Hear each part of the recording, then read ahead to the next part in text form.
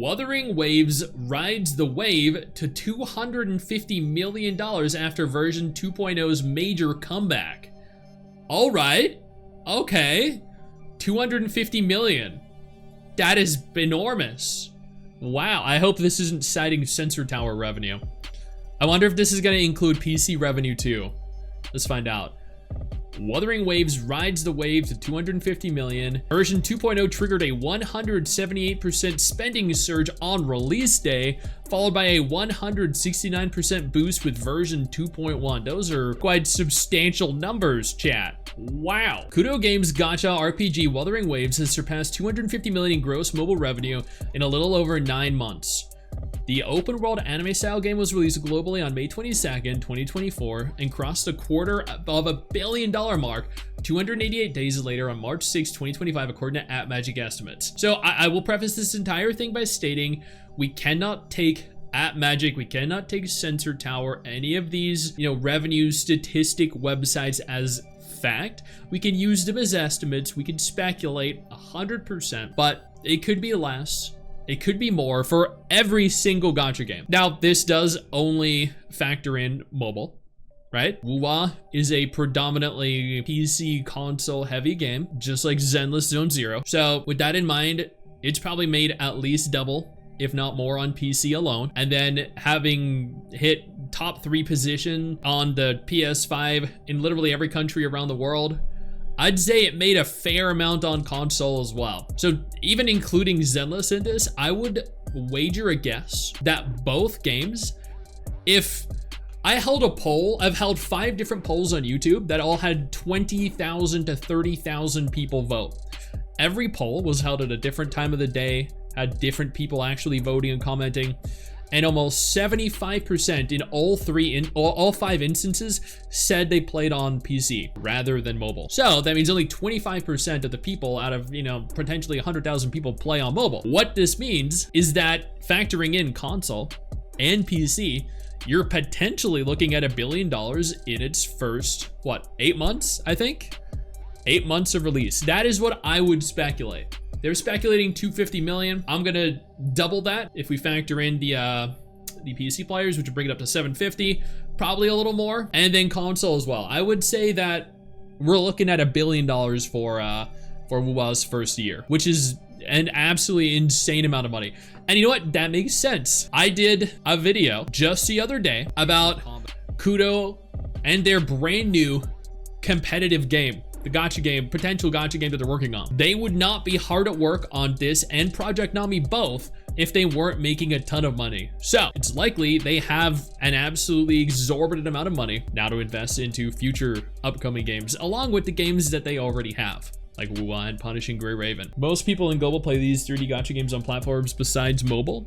Yeah, exactly. That's the same for every gacha game. Genshin, or a lot of gacha games. Genshin, Tower Fantasy, Wuthering Waves, Zenless Zone Zero. Ending that day at 250 million, Wuthering Waves has since reached 255 million with an average of $800,000 in daily spending since launch. These estimates are for global player spending on the App Store and Google Play and do not include revenue from other platforms, alternative app stores, or any web store. There you go. It's very much likely higher than what is being reported. Wuthering Waves sailed to its first 100 million in less than 2 months following global release, with Kudo Games' major changes to its game design and narrative overhaul quickly bearing fruit.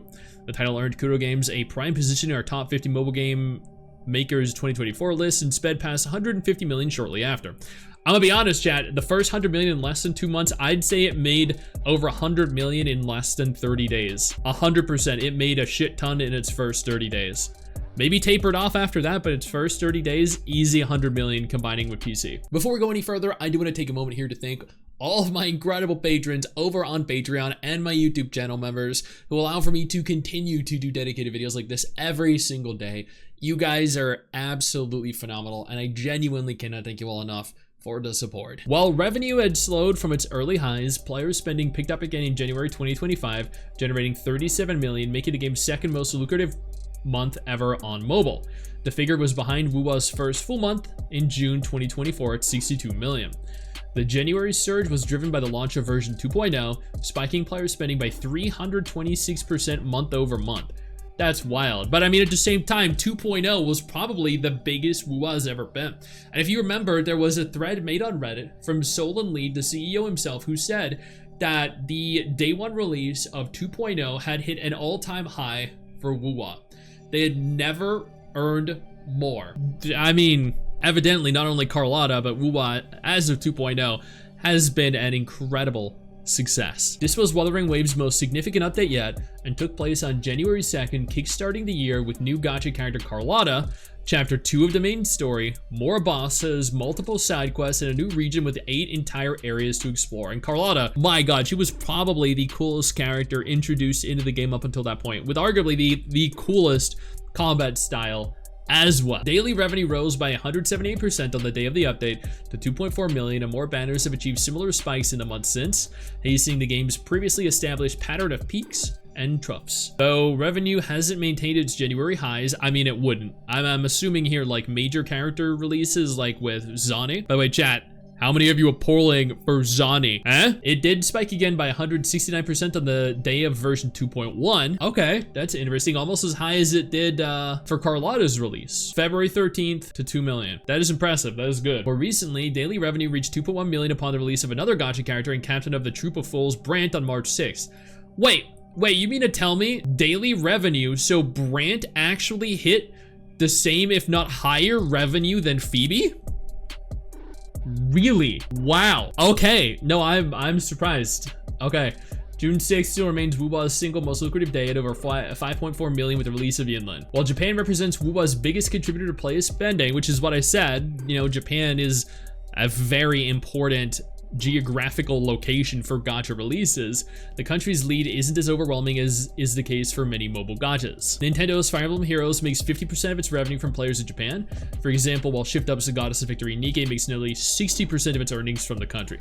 Dude, damn! Okay.